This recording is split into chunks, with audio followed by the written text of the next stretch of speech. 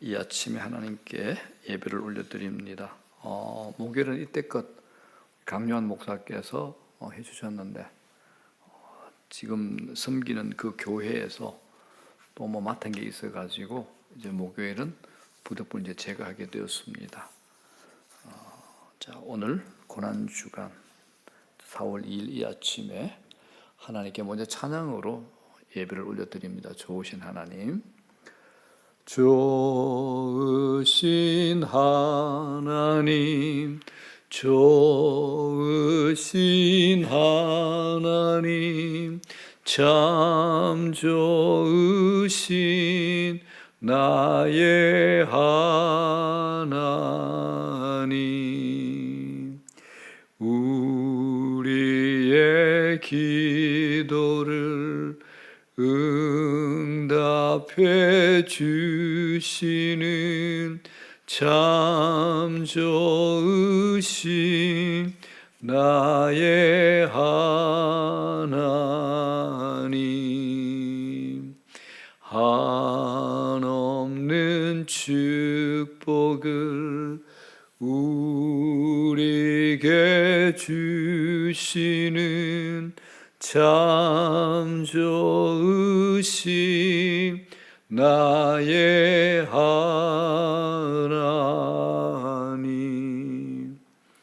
하나님 말씀 고린도전서 1장 18절에서부터 25절까지 말씀입니다. 신약성경 고린도전서 1장 18절에서부터 25절까지 말씀입니다. 제가 받들어 봉독합니다. 십자가의 도가 멸망하는 자들에게는 미련한 것이요 구원을 받는 우리에게는 하나님의 능력이라.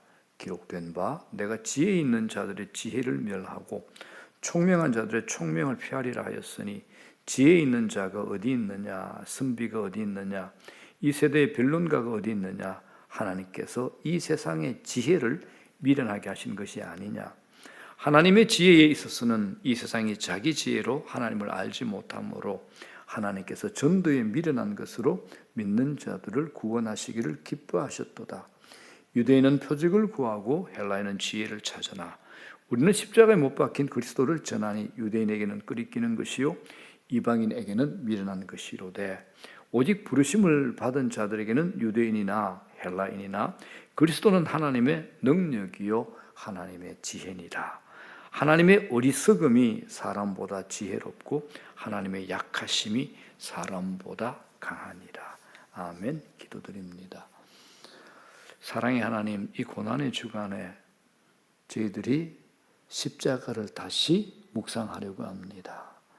사도 바울이 고린도 교회를 향하여 외친 그 십자가의 도, 십자가의 길에 대해서, 십자가의 진리에 대해서 말씀의 은혜를 받길 원하오니 성령께서 이 말씀을 저희들 가슴에서 녹여주시고 필요한 말씀 우리 가슴에 새겨주시옵소서.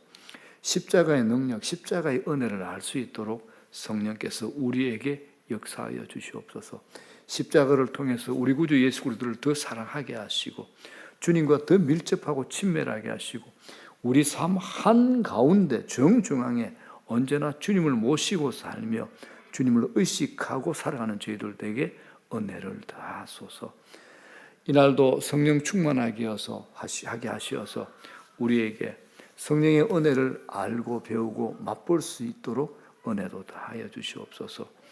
어떤 이들은 건강 때문에 아버지 하나님께 기도합니다. 어떤 이들은 관계 때문에, 어떤 분들은 자녀 문제로, 어떤 분들은 재정의 문제로 기도하오니 우리의 기도를 다 들으신 줄로 믿습니다.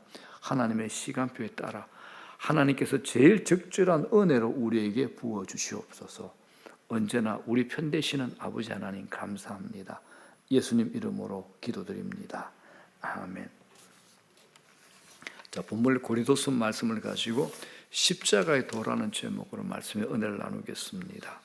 자, 본문은 고린도전서죠. 이 고린도 지역은 문명이 아주 발달한 도시입니다. 이 고린도는 그리스에서 가장 활발한 상업 중심지고 국제 도시입니다. 천혜의 지리적인 조건을 갖추고 있죠. 번창한 항구 도시가 바로 고린도입니다. 고린도 도시입니다. 그러다 보니까 이제 심한 빈부의 격차 때문에 퇴폐적 윤리 생활이 나타날 수밖에 없는 곳이죠.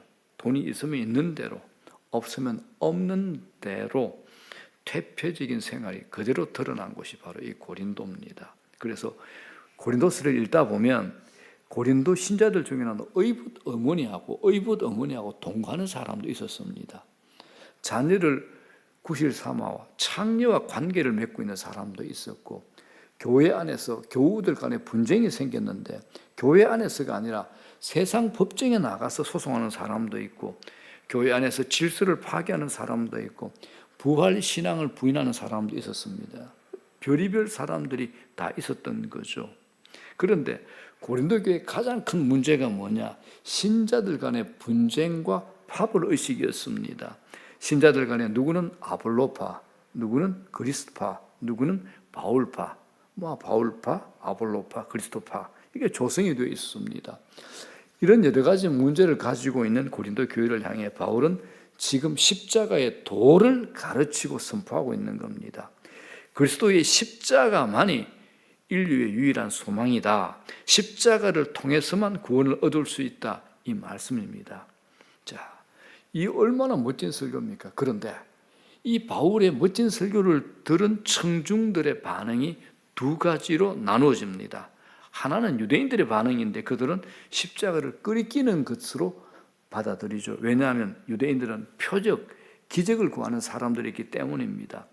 초자연적인 기적을 믿고자 했던 그들에게 힘없이 죽어버린 예수라는 유대 청년은 관심거리가 되지 못했던 겁니다.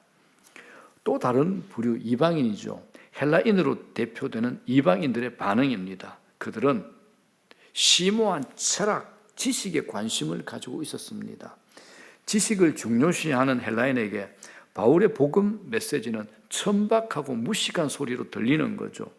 그리고 강한 신들을 섬기는 로마인들에게는 힘없이 그냥 나무에 매달려 죽은 채 아무런 능력도 보이지 않는 젊은 예수에게서는 복음을 찾아낸다, 그가 구원이 된다, 이건 불가능한 겁니다. 막강한 힘을 절대 가치로 여기고 살던 로마인들에게 예수는 전혀 눈에 들어오지 않았던 거죠. 그래서 바울이 뭐라 그럽니까? 18절에 십자가의 도가 멸망하는 자들에게는 미련한 것이요 라고 합니다. 세상 사람들에게 십자가는 아주 미련하게 보입니다. 특히 고린도 교회는 헬라 문화의 영향을 깊이 받고 있었죠. 헬라인들은 다양한 철학들을 좋아하잖아요. 다양한 학파, 웅변술, 토론 문화가 아주 발달합니다. 길거리에서 논쟁하고 토론하는 것 좋아하고 사람들은 지식을 쌓는 것을 아주 좋아했습니다. 어느 스승에게 배웠는가? 이게 그들에게 중요한 관심거리입니다. 이런 문화 때문에 고린도 교회 안에도 당시 지식인 아볼로파, 또 바울파 이렇게 분파를 만들어 복잡하게 돼버린 거죠. 그들에게 가치가 어떤 게 가치냐? 내가 얼마나 많이 아는가? 이게 그들에게 최고 가치가 됐습니다. 전에 바울이 아테네죠. 성경에는 아덴이라고 나오는데 아테네입니다. 아테네에서 그 철학과 지식이 숭배되는 도시가 아테네 아닙니까? 거기서 바울이 자기 철학적인 지식을 총동원해서 복음을 전하고자 했던 적이 있었습니다. 그 결과는 참혹한 실패였습니다. 철학이 가미된 복음을 전파했을 때 사람들이 반응을 하지 않는 겁니다. 철학과 지식이 인간의 문제를 해결해 주는 것이 아니라 더 목마르게 한다는 것을 바울은 그때 깨닫고 오늘 고린도에서는 전혀 다른 모습입니다. 바울이 고린도에서 보여준 태도는 분명했고 확고한 결단을 보여줍니다. 십자가 도 외에는 어떤 것도 전하지 않겠다는 거죠. 그래서 17절에 뭐라 그럽니까? 말의 지혜로 하지 않고 그리스도의 십자가가 헛되지 않게 하겠다 이렇게 합니다. 2장 2절에 가게 되면 이렇게 말합니다. 내가 너희 중에서 예수 그리스도와 그가 십자가에 못 박히신 것 외에는 아무것도 알지 아니하기로 작정하였습니다. 이렇게 얘기를 합니다. 이건 십자가 외에는 다른 것을 말하고 싶지 않다는 거죠. 더 이상 인간적인 지혜나 지성에서 나온 자랑들을 늘어놓지 않겠다라는 말입니다. 우리에게는 이런 게 있죠. 무슨 지식을 쌓거나 알게 되면 그것을 드러내고 싶은 것이 있습니다. 그런 욕망이 있죠. 그런데 바울은 달랐습니다. 굳게 결심을 합니다. 사람들로부터 무식한 사람으로 취급을 받는다 하더라도 조금도 개의치 않고 십자가의 도를 전하는 것 외에는 내가 관심 두지 않겠다라는 겁니다. 자, 여러분, 바울이 왜 십자가의 복음을 그렇게 붙들었을까요? 그 이유가 오늘 본문에서 소개됩니다. 십자가는 하나님의 지혜, 하나님의 능력이기 때문입니다. 만약 그리스도의 십자가가 아니면 기독교를 설명을 할 수 없습니다. 우리의 신앙은 성립이 안 되죠. 기독교의 중심에는 언제나 십자가가 있는 겁니다.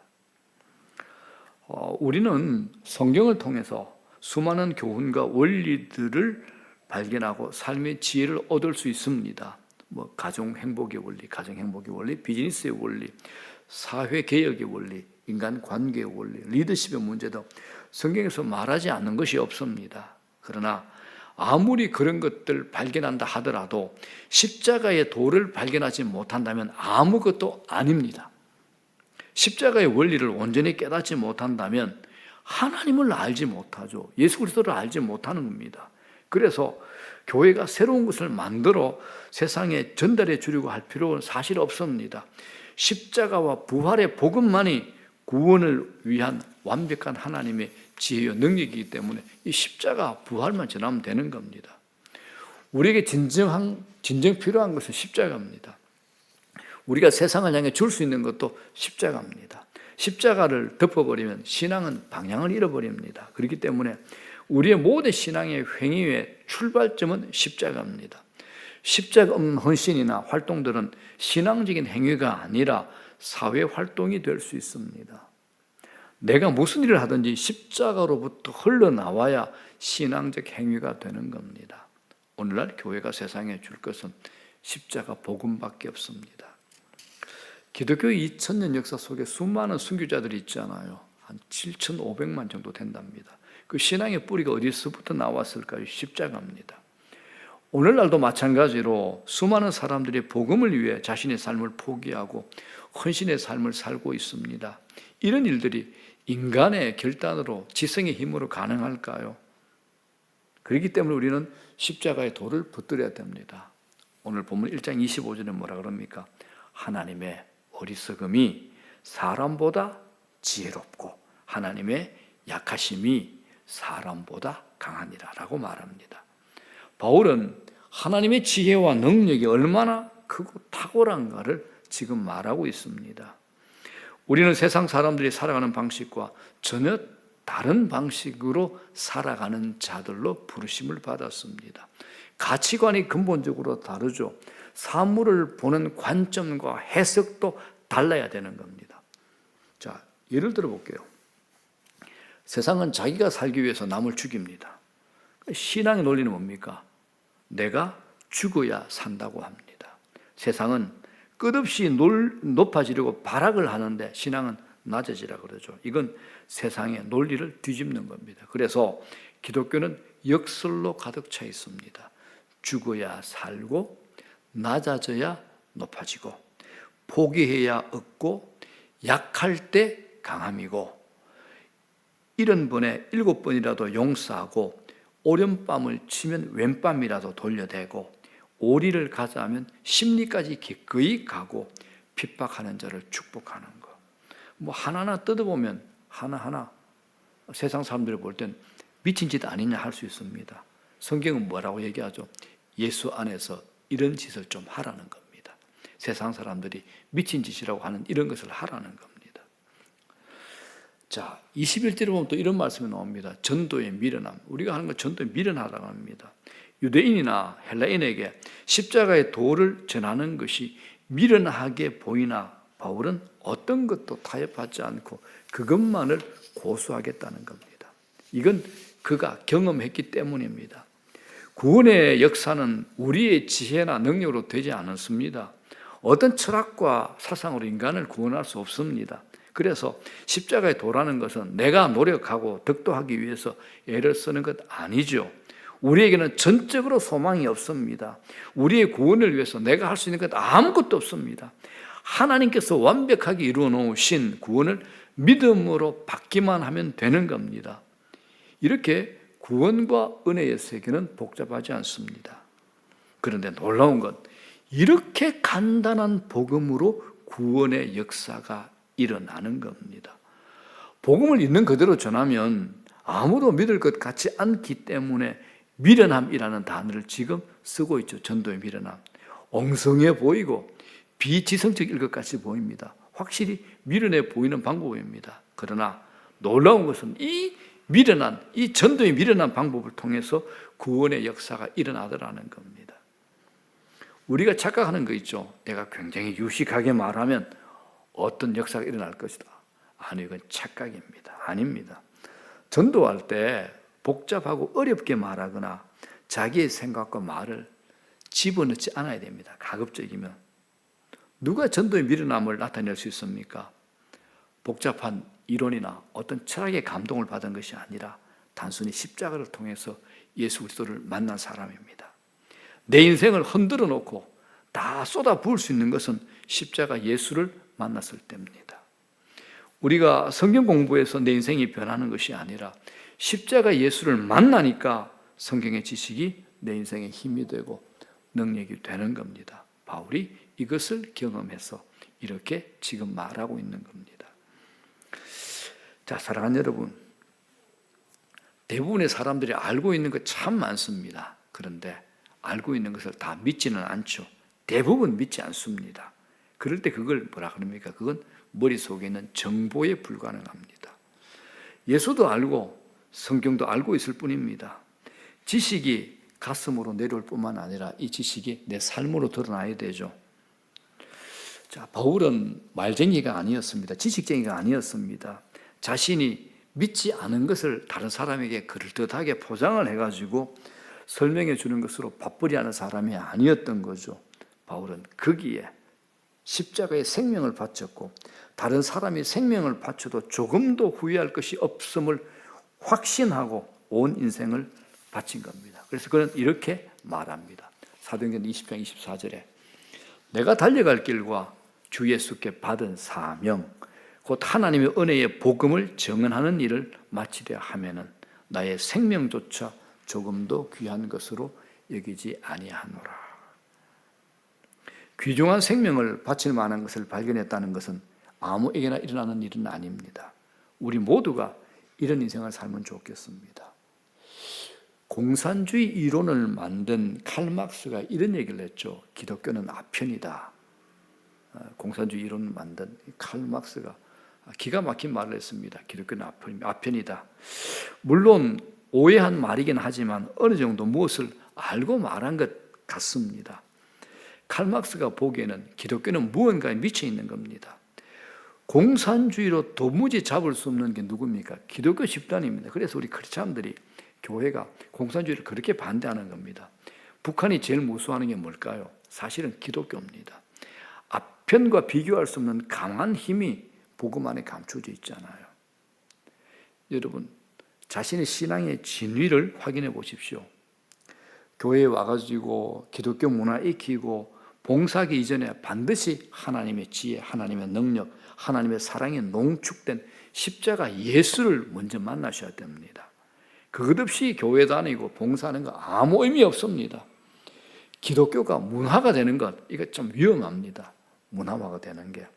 하나님은 지금도 십자가를 통한 구원의 길에서 우리의 삶의 수많은 사건과 계획 속에서 구원의 역사를 이루어가고 있는 겁니다. 내가 이 세상에서 붙들고 있는 어떤 철학과 이념, 사상도 내가 가진 경험도 시간이 지나면 낡아버립니다. 그런데 이 십자가 복음은 영원합니다. 이 십자가 복음을 경험한 분 아시지 않습니까? 시간이 가면 갈수록 나를 새롭게 만들죠. 내게 힘을 주고 내게 능력이 되는 겁니다. 아무리 깨어지고 망가지고 상해서도 그리스도의 피 묻은 십자가가 다가가면 다시 살아나는 대반전의 역사가 일어나지 않습니까?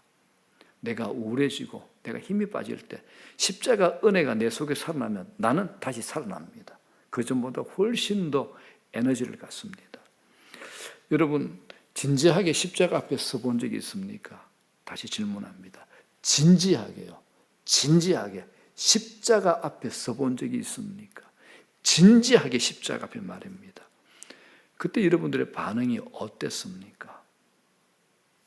그 십자가 부끄러워 보입니까? 끄리끼 지고 괜히 밋밋합니까?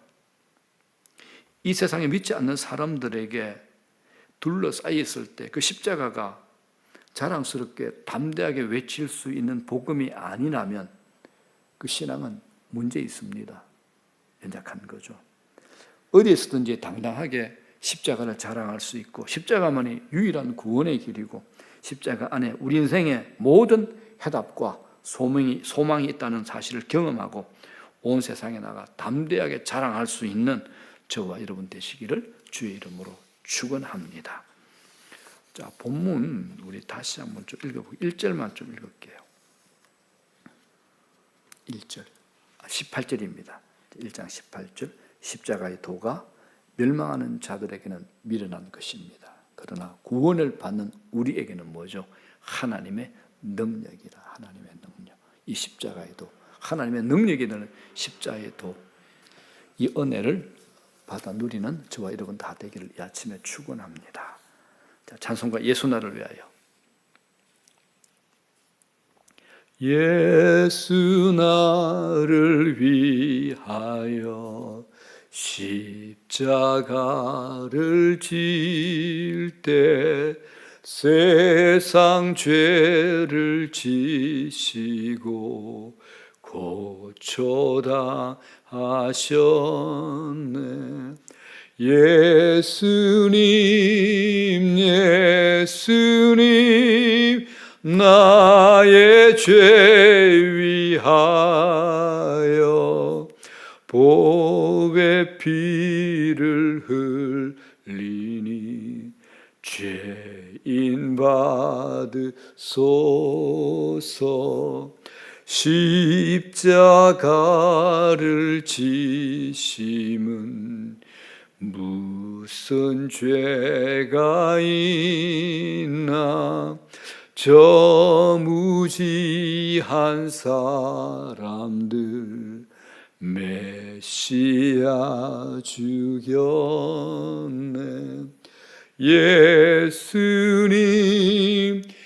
예수님 나의 죄 위하여 보배 피를 흘리니 죄인 받으소서.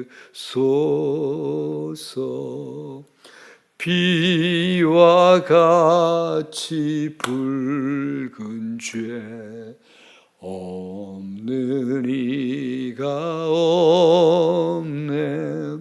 십자가의 공로로 눈과 같이 되네.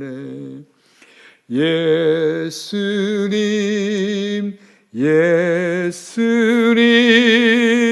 나의 죄 위하여 보배 피를 흘리니 죄인 받으소서. 아름답다 예수여 나의 좋은 친구. 예수 공로 아니면 영원 형벌 받네. 예수님